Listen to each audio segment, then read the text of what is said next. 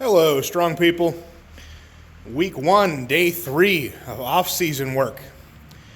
It's not really any specific day. We kind of have a little bit of everything today. I don't remember everything. I know we got to warm up we have some ladder drills. You see the football players do the ladder drills. That was really redundant.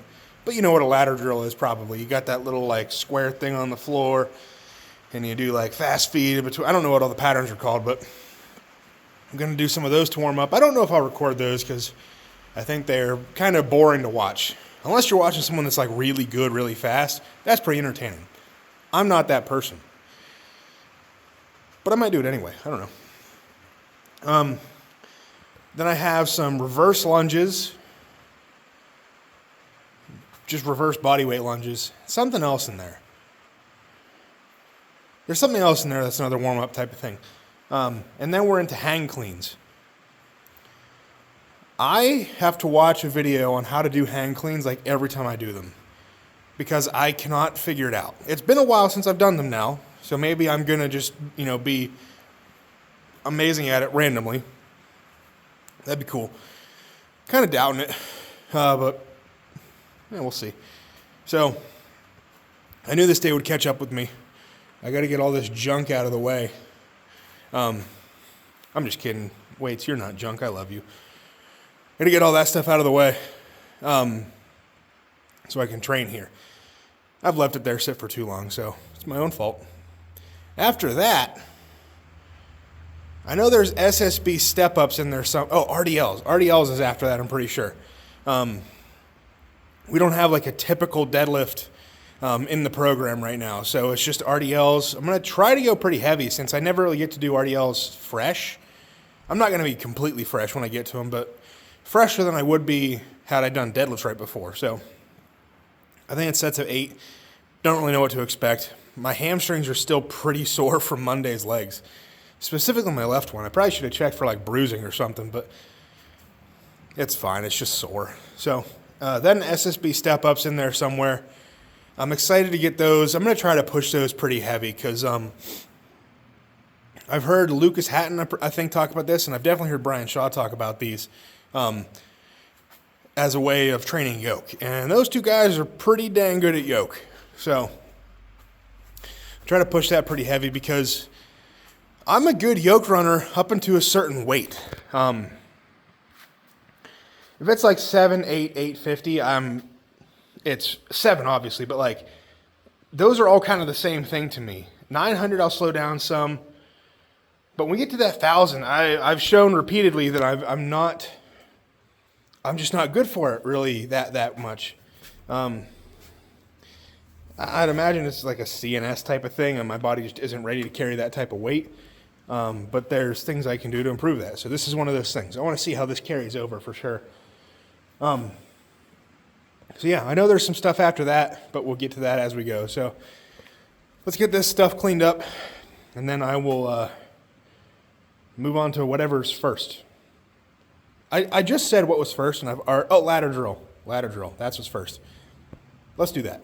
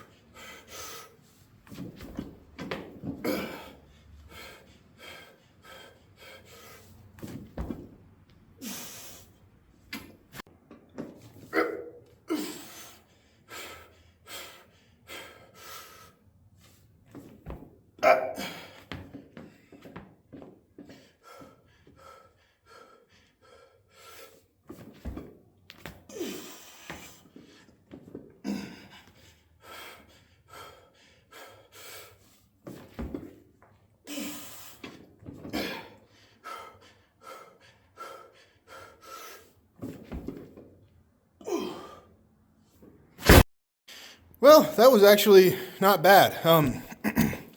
It started out really good, actually, which is kind of how those usually go for me when I do them. The form feels on point up until a certain point, and then it's just not good.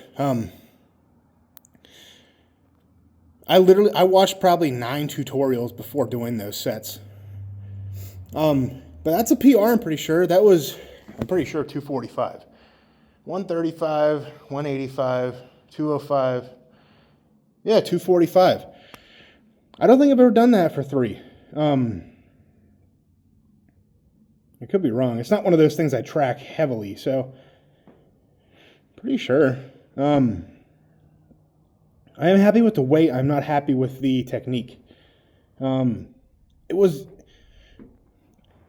It looked better than it felt, I think.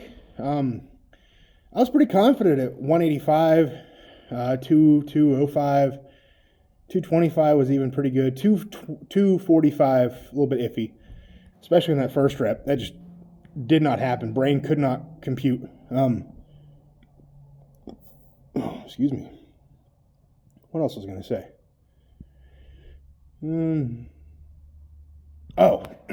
It's very contradictive in my brain because all the tutorials that I watched on that, they said, kind of lean forward, load the hamstrings and glutes. Don't squat like a squat. And I guess that is kind of how I don't know.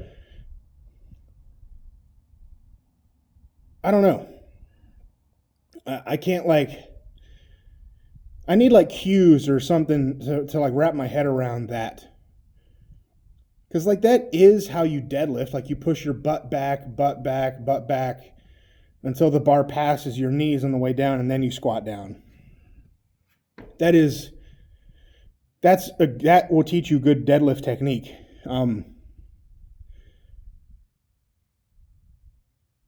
For whatever reason, I have a hard time with the jump portion at the top. The hips slam off the bar and pull and kind of jump all at the same time, I think. And my brain has a really hard time computing all that. Because normally if I'm in that position there, I'm squeezing my glutes to lockout. I'm not throwing them through. It just feels like two different things. And I'm trying to keep my arms long to lock out the deadlift lower. I don't want to lock it out.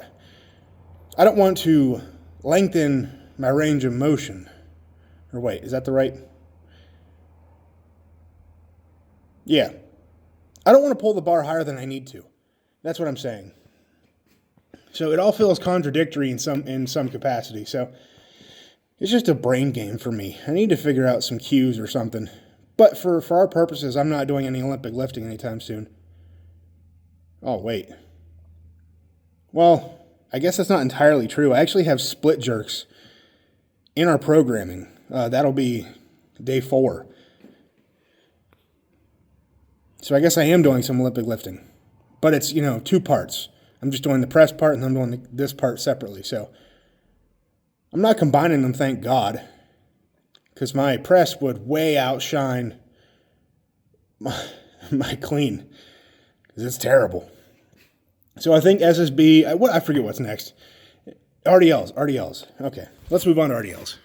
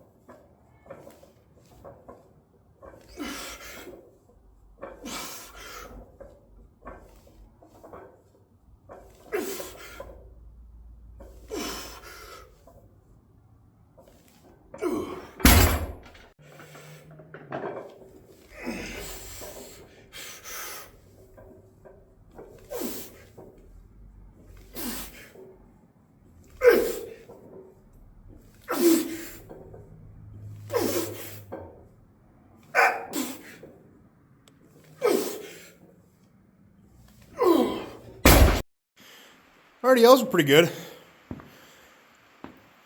I don't know. Those weren't anything like special. They felt good. I'm happy with them.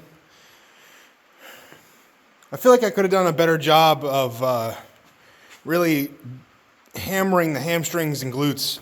I think I got a little bit too much low back into those, which I think it's an ongoing problem when I get too heavy on RDLs or whatever. Low back takes over. And I think that's just from, don't get me wrong, like in strongman, you need to have a strong lower back because we do a lot of exercises where it's going to be used. Anything you're picking up off the floor, you're going to use it, especially stones or sandbags or kegs or whatever it is. It's going to get strong. You got to have the whole posterior chain to be strong. But I still think from years of like deadlifting poorly, not that I had awful deadlift technique, but it was definitely not great, especially like here and there. I just would stop carrying at some points, I think, and just do stiff leg deadlifts, and it was just ugly, terrible form. Like a dog taking a dump, if you ever seen those comparisons. So I think that strengthened my lower back in some ways more than what I would have liked, because it takes over every now and then, and I got to try to keep my legs into it. Something for me to think about going forward. But now we're moving into SSB step-ups. I'm going to do these. I don't know. I asked my coach how high of a box he wants these to. I didn't get a response, which is totally fine. I don't expect him to respond like a drop of a hat. He usually does, though. So I've done this long enough that I kind of know what to, like how to, make audibles or make the calls.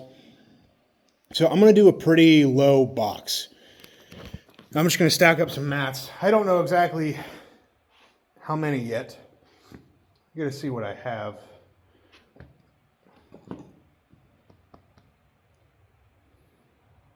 Yeah, we'll play around with it. I'm also using my moving event shoes for this because these are the shoes that I always wear when I do yoke. So I want to get the feel, same general feel. Just that's what I'm going for. Keep things pretty much consistent. So let's get this set up and just see what happens.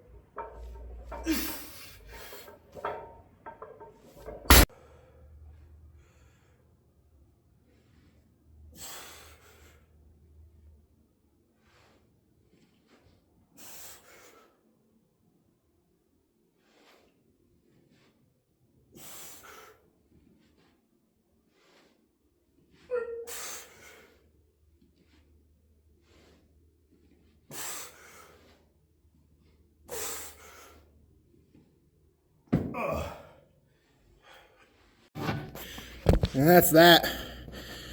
I am so scared right now. Look, I know how dumb those last things looked, but that was awful in the best way possible.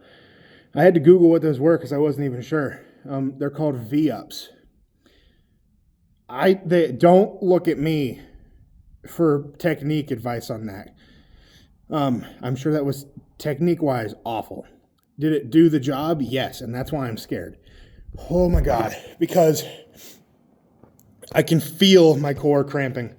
It hasn't quite done it yet, but it's like teased me. It's like, when you're about to sneeze and then it like goes away out of nowhere. That's like the feeling right now. And it's not good right now. And a core cramp is the absolute worst thing.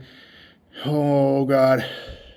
I'm so scared. I am so scared because they are the worst cramps I could possibly imagine. I will take that calf cramp I got at the All-American Pro-Am. I'll take that 3 times over before I get one core cramp. Oh my God. I know it's going to happen. And that's going to suck so bad. Because when I get a core cramp like that, it hurts for like 3 days. I'm so nervous. I don't know if you can tell, but I am terrified to like do anything because I can feel it wanting to cramp up. Oh, that's a bizarre feeling. It feels like it's alive. Oh my God. I'm so nervous. That was a good workout. I could have gone heavier on the rows. And the shrugs. Those are things that I feel like I just don't typically do that often. Rows I don't generally like, because the positioning is just being leaned over like that's kind of weird to me. Maintaining position like that's a little bit difficult for me, but that gives me an opportunity to get better at it.